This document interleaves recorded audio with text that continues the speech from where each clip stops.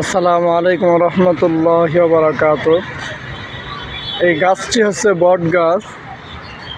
এই গাছটি আমি একটা জিনিস আপনাদের দেখাবো। এটা আল্লাহ তাআলার কত বড় একটি নিয়ামত।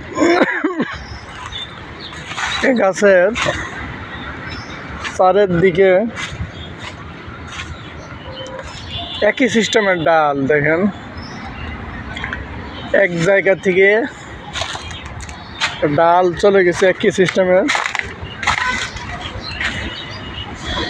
এই ডাল আপনাদের দেখাইতেছে এইভাবে পুরো ডাল এক জায়গা থেকে একই সিস্টেমে বের হয়েছে। আর একটি গাছ দেখাইতেছি, সেটা হচ্ছে আম গাছ। এই গাছ হলো দেখেন, অবাক হবেন, এটা আল্লাহ তাআলার সৃষ্টি। একই সিস্টেমের ডাল, এদিক দিয়ে যে ঘুরতেছি ওই দিকেও আছে।